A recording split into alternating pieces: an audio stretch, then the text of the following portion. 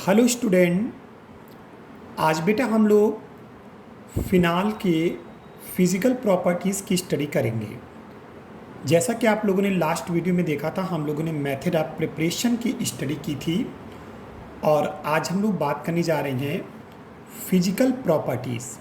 और physical properties के बाद हम लोग देखेंगे फिनाल का एसिडिक नेचर, क्योंकि बहुत ही वो इम्पॉर्टेंट है एसिडिक नेचर ऑफ फिनाल। लेकिन आपकी जो फिज़िकल प्रॉपर्टीज़ हैं ये भी काफ़ी इम्पॉर्टेंट है, क्योंकि इससे भी आपके बोर्ड में क्वेश्चन पूछे जाते हैं, बोर्ड में भी पूछे जाते हैं और कंपटीशन में भी खूब पूछे जाते हैं।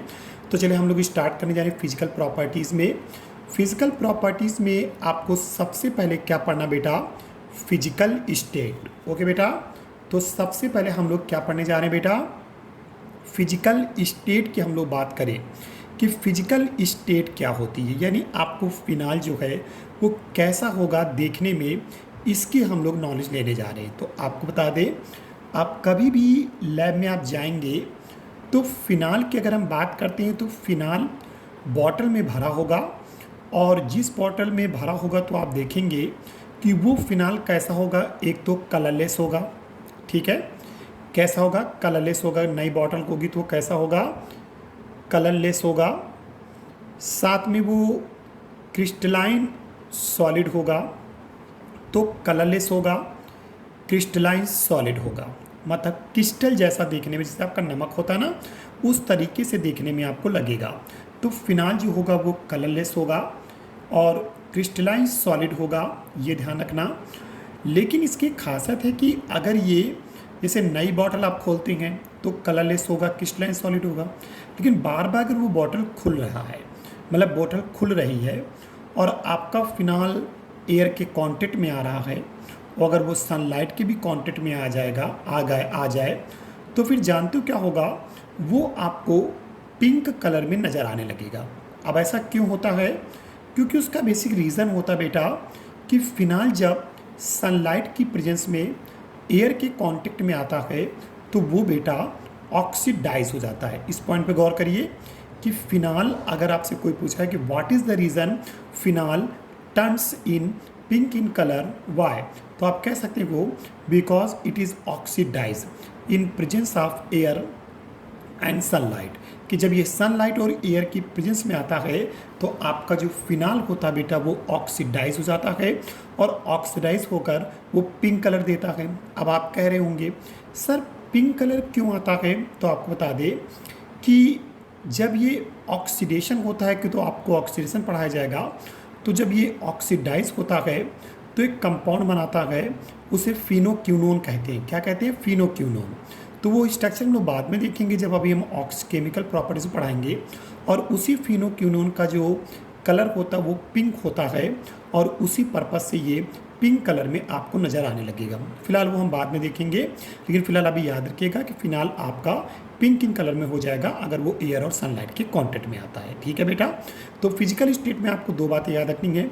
वैसे इन जनरली कलरलेस है, क्रिस्टलाइन सॉलिड है, लेकिन अगर वो सनलाइट और एयर के कांटेक्ट में आता है तो पिंक कलर में नज़र आएगा, क्योंकि पिंक कलर में इसलिए हो जाता है क्योंकि वो ऑक्सीडाइज हो जाता है। ठीक है बेटा, उसकी मैंने हिंदी भी लिख दी थी, इसका हिंदी मीडियम स्टूडेंट, क्योंकि दोनों को एक साथ पढ़ा रहा हूँ, इसे दोनों ही बच्चे ध्यान में रखें। ठीक है बेटा, कि रंगीन क्रिस्टलीय ठोस है, सूर्य प्रकाश की उपस्थिति में ऑक्सी का तुकड़ गुलाबी रख देता। ओके बेटा, अब हम लोग अगली प्रॉपर्टी पढ़ेंगे और उस प्रॉपर्टी को हम लोग क्या बोलेंगे?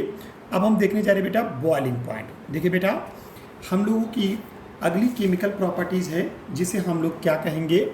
बॉइलिंग पॉइंट के नाम से हम लोग फोकस करेंगे। ठीक है, तो चलिए अगला फिजिकल प्रॉपर्टीज़, पहली फिजिकल देखिए फिजिकल स्टेट, और अब देखने जा रहे हैं boiling point. What is the boiling point? तो देखिए अगर हम लोग बॉइलिंग पॉइंट की बात करते हैं, सभी बच्चे स्टूडेंट जानते होंगे कि बॉइलिंग पॉइंट का मतलब होता है कि जब हम टेम्परेचर देकर उसको वेपर फॉर्म में क्या करते हैं? कन्वर्ट करते हैं, तो वही टेम्परेचर बॉइलिंग पॉइंट बन जाता है। ठीक है, तो यहाँ पर ये देखा गया कि जो बेटा, इस पॉइंट को बहुत ध्यान समझिएगा, कि जो बेटा फिनाल का बॉइलिंग पॉइंट होता है वो बेटा बहुत हाई होता है। अब फिनाल का बॉइलिंग पॉइंट हाई क्यों होता है? देखो मैंने यहाँ लिखा है the boiling point of phenol is more than hydrocarbon, यानी हाइड्रोकार्बन से ज़्यादा होता है।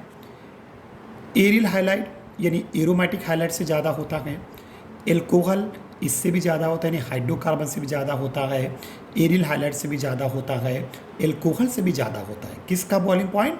फिनाल का बॉइलिंग पॉइंट। फिर समझिए मैं क्या कर रहा हूँ, जो बॉइलिंग पॉइंट ऑफ फिनाल है वो तुम्हारा ज़्यादा है तो किससे? हाइड्रोकार्बन से, एरिल हाइलाइट से और एल्कोहल से। ऐसा क्यों होता है? उसका बेसिक रीज़न होता है कि फिनाल में जो OH बॉन्ड होता है, ध्यान समझना, फिनाल में जो OH होता है, जैसे ये आपको दिख रहा होगा, तो जो OH होता है वो बहुत ज़्यादा क्या होता? पोलर होता है। यानी एक प्रकार से पोलैरिटी यहाँ पर OH बॉन्ड की ज़्यादा होती है, और जब OH बॉन्ड की पोलैरिटी ज़्यादा होती है तो उस कंडीशन में ये स्ट्रॉन्ग हाइड्रोजन बॉन्ड को फॉर्म करता है। समझिए मैं क्या कह रहा हूँ, फिर समझ लीजिए कि फिनाल के हम लोग बेटा बॉइलिंग पॉइंट की बात कर रहे हैं। अगर फिनाल के बॉइलिंग पॉइंट की बात करेंगे तो आपसे कोई कहता है फिनाल का बॉइलिंग पॉइंट अदर कंपाउंड के कंपेयर में कैसा होता है, तो आप कह सकते हैं कि फिनाल का जो बॉइलिंग पॉइंट होता है वो हाइड्रोकार्बन, एरिल हाइलाइड, एल्कोहल इनसे भी ज़्यादा होता है। ऐसा क्यों होता है? जबकि मैंने कहा था एल्कोहल में तो बॉइलिंग पॉइंट हाई होता है, लेकिन इनका एल्कोहल से भी ज़्यादा होता है। ऐसा क्यों होता है? देखिए, एल्कोहल भी हाइड्रोजन बॉन्डिंग फॉर्म करते हैं, फिनाल भी हाइड्रोजन बॉन्डिंग फॉर्म करता है, लेकिन जिसका OH जितना ज़्यादा बेटा पोलर होता है, ये OH जो है जितना ज़्यादा पोलर होता है उसमें उतनी स्ट्रॉन्ग हाइड्रोजन बॉन्डिंग बनती है। अब ये देखा गया कि जो फिनाल है, बाद में आपको अभी बताया जाएगा कि फिनाल में जो OH है ये आपका ज़्यादा पोलर होता है तुम्हारे एल्कोहल के कंपेयर में। इसीलिए फिनाल में जो हाइड्रोजन बॉन्डिंग बनती तो एल्कोहल में भी है, लेकिन फिनाल में जो हाइड्रोजन बॉन्डिंग बनती है वो एल्कोहल के कंपेयर में ज़्यादा स्ट्रांग बढ़ती है। और जब ज़्यादा स्ट्रांग हाइड्रोजन बॉन्डिंग बनेगी तो उसको ब्रेक करने के लिए हमें ज़्यादा टेम्परेचर की रिक्वायरमेंट होगी, और जिससे इसका बॉइलिंग पॉइंट ज़्यादा हो जाता है। ओके बेटा, तो जैसे मैं बात करूं यहाँ पर फिनाल के बॉइलिंग पॉइंट की, तो मैं यहाँ लिखे दे रहा हूँ।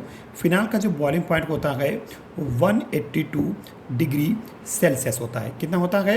182 डिग्री सेल्सियस यहाँ पर फिनाल का बॉइलिंग पॉइंट आपका होगा। ठीक है बेटा, तो ये हिंदी में लिखा है कि फिनाल का जो बॉइलिंग पॉइंट होता है ज़्यादा होता है, क्योंकि वो OH बॉन्ड इसका ज़्यादा पोलर होता है, जो एक प्रबल हाइड्रोजन बॉन्ड का निर्माण करता है। ओके बेटा, अब देखिए यहाँ पर मैं दिखा रहा हूँ किस तरह से वो हाइड्रोजन बॉन्डिंग फॉर्म करेगा। देखिए मैंने यहाँ पर 3 फिनाल ले रखा, दो ये सीधे ले रखे हैं और ये एक उल्टा फिनाल ले रखा। ठीक है, तो इसी तरह से हाइड्रोजन बॉन्डिंग बनाएगा। तो देखिए यहाँ पर क्या है कि अगर हाइड्रोजन बॉन्डिंग की बात करें तो यहाँ पर जैसे ये आपके पास फिनाल है, तो ऑक्सीजन पर partial negative charge, okay, hydrogen पर पार्शियल पॉजिटिव चार्ज, इसी तरह इस ऑक्सीजन पर पार्शियल निगेटिव, हाइड्रोजन पर पार्शियल पॉजिटिव, ऑक्सीजन पर निगेटिव और हाइड्रोजन पर पॉजिटिव। और आप समझ सकते हैं इस ऑक्सीजन का पार्शियल निगेटिव इस OH के हाइड्रोजन के पार्शियल पॉजिटिव को अपनी ओर अट्रैक्ट करता है, और जिस अट्रैक्शन फोर्स से वो अट्रैक्ट करेगा उसी अट्रैक्शन फोर्स के थ्रू यहाँ पर एक बॉन्ड फॉर्म होता है, जिसे हम लोग हाइड्रोजन बॉन्डिंग का जैसे डॉटेड लाइन से दिखाते हैं। इधर भी हम लोग डॉटेड लाइन से हाइड्रोजन बॉन्डिंग, इसी तरह आगे भी हाइड्रोजन बॉन्डिंग, और ये इधर भी हाइड्रोजन बॉन्डिंग। इस तरीके से ये हाइड्रोजन बॉन्ड को फॉर्म करता चला जाता है। और इसी हाइड्रोजन बॉन्ड, क्योंकि हाइड्रोजन बॉन्ड एक स्ट्रॉन्ग बॉन्ड होता है जिसको ब्रेक करने के लिए हमें ज़्यादा टेम्परेचर की रिक्वायरमेंट होती है। ओके बेटा, अब यहाँ पर एक बहुत ही इंपॉर्टेंट इन्फॉर्मेशन हम आपको देने जा रहे हैं, इसलिए मैंने लिख रखा है इंपॉर्टेंट इन्फॉर्मेशन। ठीक है बेटा, अब वो इम्पॉर्टेंट इन्फॉर्मेशन क्या आपको दी जा रही है, इस चीज़ को सभी स्टूडेंट ध्यान समझे कि इंपॉर्टेंट इन्फॉर्मेशन आपको क्या दी जा रही है। देखिए, इंपॉर्टेंट इन्फॉर्मेशन ये दी जा रही है, अगर जैसे ये हमने कहा कि ये तुम्हारे सामने फिनाल है, ठीक है, या मैं यहाँ पर स्ट्रक्चर बना रहा हूँ कि जैसे मैं आपसे कह रहा हूँ कि ये आपके सामने बेटा फिनाल है। ठीक है बेटा, और बेंजीन पर OH लगा दिया, फिनाल हो गया। सभी को मालूम है कि ये आर्थो पोजीशन होती है, ये मेटा पोजीशन होती है और ये पैरा पोजीशन होती है। ठीक, तो ये OH हो गया, और इसके सेकंड पोजीशन को आर्थो कहेंगे, जस्ट सामने वाले को पैरा कहेंगे, और आर्थो और पैरा के बीच की पोजीशन को बेटा मेटा पोजीशन के नेम से हम इसको जानते हैं। ओके बेटा, अब कंडीशन ये है कि यहाँ पर जैसे अभी फिनाल की बात कर रहे थे कि इंटरमॉलिक्यूलर हाइड्रोजन बॉन्डिंग फॉर्म करता है और उस इंटरमॉलिक्यूलर हाइड्रोजन बॉन्डिंग को ब्रेक करने के लिए हमें ज़्यादा एनर्जी की रिक्वायरमेंट होती है, जिससे इसका बॉइलिंग पॉइंट ज़्यादा होता है। अच्छा, OH बॉन्ड भी ज़्यादा पोलर होता तो इसका बॉइलिंग पॉइंट अल्कोहल से भी ज़्यादा होता। चलिए, अच्छी बात है। अब इम्पॉर्टेंट इन्फॉर्मेशन ये हम आपको दे रहे हैं कि अगर इनके आर्थो, मेटा, पैरा पोजीशन पर अगर हम कोई ग्रुप लगा दें, जैसे यहाँ पर मैंने ले रखा है, जैसे हम NO2 ग्रुप लगा दें या अदरवाइज हम लोग COOH ग्रुप, इस तरह से ग्रुप लगा दें जो तुम्हारे OH के साथ हाइड्रोजन बॉन्ड को फॉर्म करने की टेंडेंसी रखते हो। समझ रहे मेरी बात को? हमने कहा इस फिनाल के आर्थो, मेटा और पैरा पोजीशन पर अगर हम कुछ इस तरह से ग्रुप लगाएं, जैसे नाइट्रो ग्रुप है, आपका कार्बोक्सिलिक ग्रुप है, ठीक है, एल्डिहाइड ग्रुप भी हो सकता है, जो तुम्हारे इस OH के साथ हाइड्रोजन बॉन्ड को क्या कर सके, फॉर्म कर सके। ठीक है बेटा, तो जानते हो क्या होता है कि यहाँ पर अगर आर्थो पर हम लगाते हैं या मेटा या पैरा पे लगाते हैं, तो यहाँ पर क्या देखा गया कि अगर आर्थो पर हम लोग NO2 ग्रुप है, COOH ग्रुप जैसे लगा दें, ठीक है बेटा, आर्थो पर अगर NO2 और COOH ग्रुप लगाते हैं तो ये आर्थो पोजीशन वाला NO2 और COOH ग्रुप इस OH के साथ हाइड्रोजन बॉन्डिंग फॉर्म करता है, जिसे हम लोग इंट्रामॉलिक्यूलर हाइड्रोजन बॉन्डिंग फॉर्म करते हैं। चलिए मैं आपको स्ट्रक्चर में दिखाता हूँ कैसे करता हूँ। देखिए मैं आपको शो कर रहा हूँ, इधर देखिए सभी लोग, ये देखिए इधर मैंने बना रखा है, ये देखिए बेटा, ये जैसे आपके साथ में OH है और ये आपके सामने कौन सा ग्रुप है, नाइट्रो ग्रुप है। अब कंडीशन ये है कि मैंने इसके आर्थो फिनाल के आर्थो पोजीशन पे हमने NO2 ग्रुप लगा रखा है। अब NO2 ग्रुप जब लगाएंगे तो यहाँ पर ऑक्सीजन पर माइनस का चार्ज, हाइड्रोजन पर प्लस का चार्ज और इस NO2 के ऑक्सीजन पर भी माइनस का चार्ज होगा। तो इनके बीच क्या बनेगी, ये हाइड्रोजन बॉन्डिंग आपको दिख रही होगी, डॉटेड लाइन मैंने 3 डॉटेड लाइन बना रखी है, तो ये हो गई हाइड्रोजन बॉन्डिंग। अब देखिए ये पूरा एक मॉलिक्यूल है जिसका पूरा नेम क्या होगा, मैं लिख रहा हूँ यहाँ पर, इसका पूरा नेम होगा आर्थो नाइट्रो फिनाल। समझ गए बेटा? अब आर्थो नाइट्रो फिनाल की बात करें तो इसमें जो हाइड्रोजन बॉन्डिंग बनी, क्योंकि एक मॉलिक्यूल के अंदर बन रही, जब भी एक मॉलिक्यूल के अंदर इस तरह से हाइड्रोजन बॉन्डिंग बनती है तो उसे बेटा हम लोग क्या कहते हैं, उसे इंट्रा मॉलिक्यूलर हाइड्रोजन बॉन्डिंग के नाम से हम इसको जानते हैं। ठीक है, तो आर्थो नाइट्रो फिनाल में अंदर, मतलब मेरे कहने मतलब आर्थो नाइट्रो फिनाल एक मॉलिक्यूल है और जब एक मॉलिक्यूल के अंदर हाइड्रोजन बॉन्डिंग बनती है तो बेटा उसको इंट्रा मॉलिक्यूलर हाइड्रोजन बॉन्डिंग कहते हैं। ठीक, अब देखिए अगर हम किसकी बात करें, एक प्रकार से यहाँ पर आर्थो, अब अगर हम इसके पैरा की बात करें तो आप खुद समझ सकते हैं कि आर्थो OS के काफ़ी नज़दीक है, इसलिए आराम से वो हाइड्रोजन बॉन्डिंग को फॉर्म कर सकता है। लेकिन जरा पैरा पोजीशन में देखिए, यहाँ पर ऑक्सीजन पर निगेटिव और ये हाइड्रोजन पर पार्शियल पॉजिटिव, इनकी जो डिस्टेंस है वो काफ़ी ज़्यादा होती है और उस डिस्टेंस से इनके बीच किसी प्रकार की कोई हाइड्रोजन बॉन्डिंग फॉर्म नहीं होगी। इसका मतलब है इस पर्टिकुलर मॉलिक्यूल में हाइड्रोजन बॉन्डिंग बनती है और इस मॉलिक्यूल में हाइड्रोजन बॉन्डिंग नहीं बनती है। तो जो आर्थो वाला होता है उसमें हाइड्रोजन बॉन्डिंग बनेगी। अब मॉलिक्यूल के अंदर बन गई है तो इंट्रा मॉलिक्यूलर हाइड्रोजन बॉन्डिंग। लेकिन जो पैरा वाला होगा, इसी तरह अगर मेटा पे भी लगा होगा तो ये सारे मॉलिक्यूल जो मेटा और पैरा वाले होते हैं ये OH से दूर होते हैं, जिससे ये इस पर्टिकुलर मॉलिक्यूल में किसी प्रकार का कोई हाइड्रोजन बॉन्ड को फॉर्म नहीं करेगा। और जब पर्टिकुलर हाइड्रोजन बॉन्ड फॉर्म नहीं करेगा तो ये मॉलिक्यूल दूसरे मॉलिक्यूल के साथ हाइड्रोजन बॉन्डिंग बनाने लगते हैं। मेरी बात समझना, ये मॉलिक्यूल दूसरे मॉलिक्यूल के साथ हाइड्रोजन बॉन्डिंग नहीं बनाएगा, ये अपने में ही हाइड्रोजन बॉन्डिंग फॉर्म करता है, जिसे हम लोग इंट्रा मॉलिक्यूलर हाइड्रोजन बॉन्डिंग कहते हैं। लेकिन जो मेटा वाले और पैरा वाले होते हैं ये OH से दूर होने के कारण ये आप अपने मॉलिक्यूल में हाइड्रोजन बॉन्डिंग फॉर्म नहीं करते हैं, बल्कि ये दूसरे मॉलिक्यूल के साथ क्या करने लगते हैं, हाइड्रोजन बॉन्डिंग फॉर्म करने लगते हैं। और जब दूसरे मॉलिक्यूल के साथ हाइड्रोजन बॉन्डिंग फॉर्म करते हैं तो उसे फिर इंट्रा नहीं, उसे इंटर मॉलिक्यूलर हाइड्रोजन बॉन्डिंग कहते हैं। तो इसका मतलब आर्थोनाइट्रोफिनॉल में तो इंट्रा बना, लेकिन ये जो पैरानाइट्रोफिनॉल आपके सामने है इसमें इंटर मॉलिक्यूलर हाइड्रोजन बॉन्डिंग बनेगी। कैसे मैं दिखाता हूँ, ये OH, अब देखो एक पैरानाइट्रोफिनॉल इस तरह से लिया और एक पैरानाइट्रोफिनॉल अपोजिट ले लिया, ठीक है। इधर OH है तो इधर इसका NO2 है, इधर NO2 इसका OH है, तो इस पर माइनस का चार्ज होगा और यहाँ पर ये इस तरह से हाइड्रोजन बॉन्डिंग फॉर्म करेगा। इसी तरह नीचे भी हाइड्रोजन बॉन्डिंग फॉर्म करेगा और इस तरह से ऊपर नीचे जब ये हाइड्रोजन बॉन्डिंग फॉर्म करेगा तो इसे बेटा हम लोग क्या कहेंगे, इसे हम लोग इंटर मॉलिक्यूलर हाइड्रोजन बॉन्डिंग के नाम से हम इसको जानेंगे। किसके नाम से? इंटर मॉलिक्यूलर हाइड्रोजन बॉन्डिंग के नेम से हम इसको जानेंगे।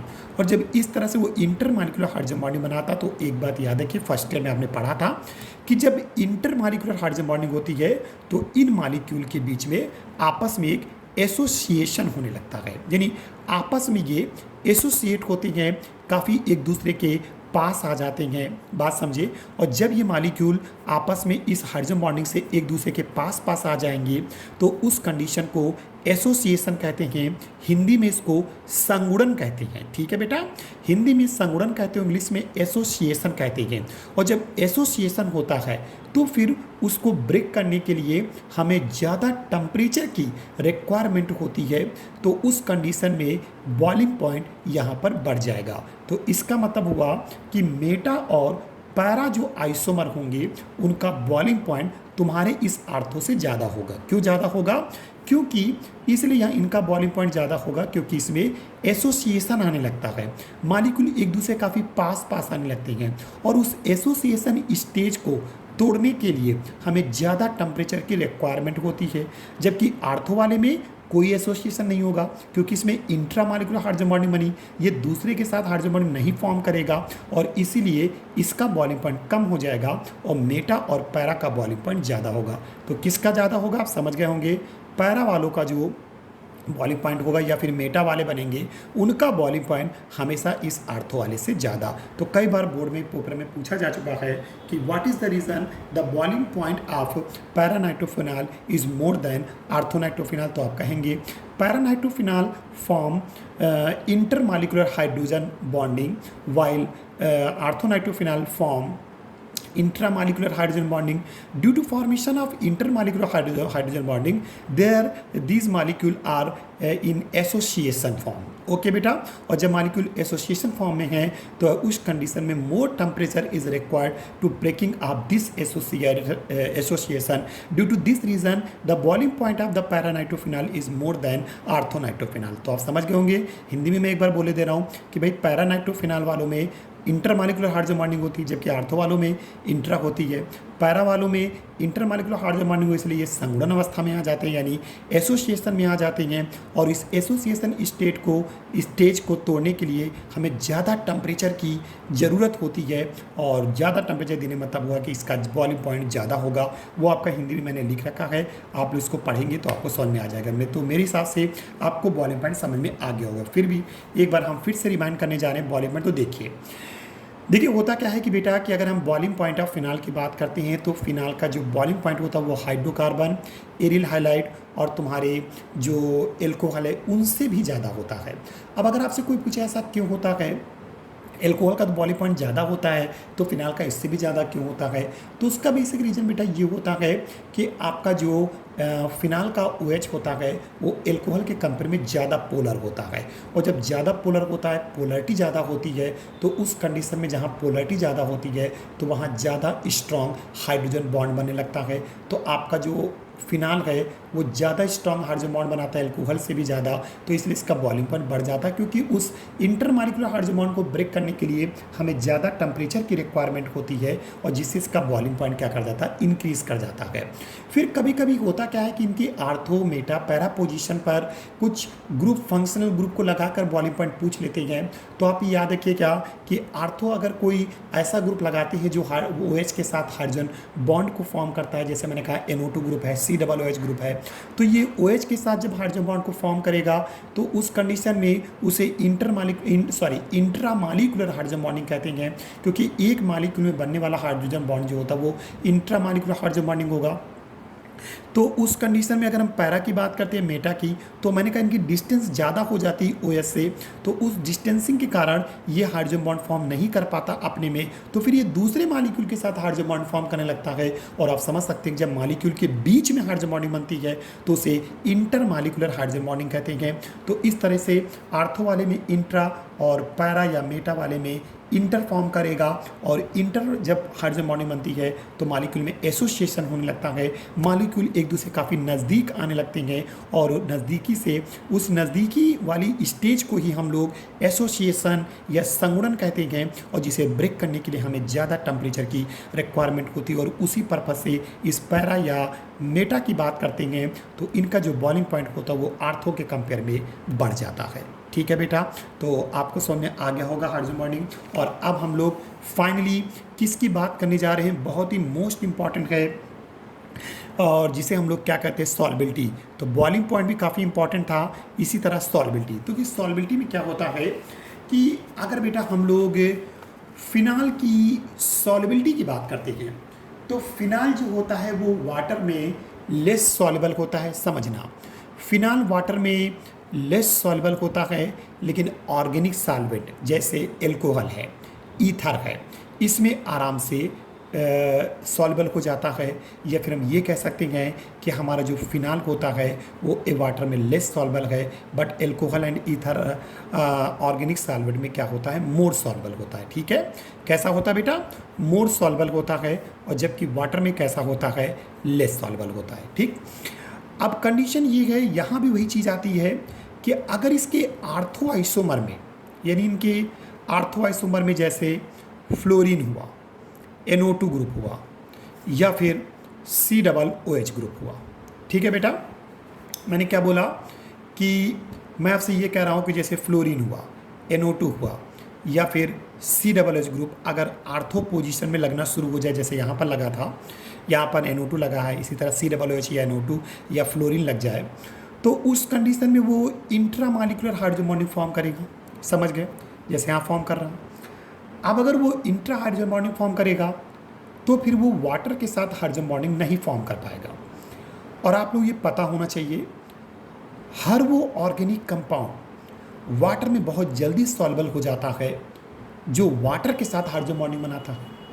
अब ये जो इंट्रामॉलिक्यूलर हाइड्रोजन बॉन्डिंग बनाएगा वो वाटर के साथ तो हाइड्रोजन बॉन्डिंग बना नहीं पाएगा, तो उसकी सॉल्युबिलिटी कम हो जाएगी।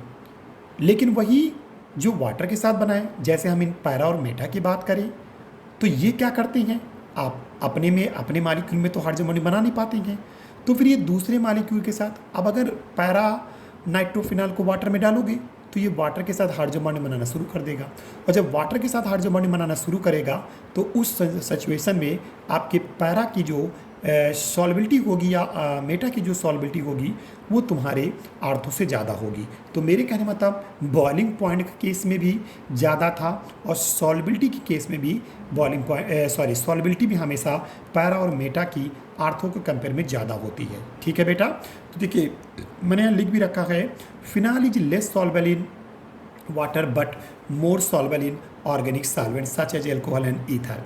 If ortho position of OH group, ठीक है, ortho position of OH group have fluorine, NO2 and COOH group, then it form intramolecular, देखिए मैंने लिख रखा है intramolecular hydrogen bonding and do not form hydrogen bonding with water. आप समझ गए, so it is less soluble in water, but meta and para isomer, इसी का मेटा और para isomer form hydrogen bonding with water.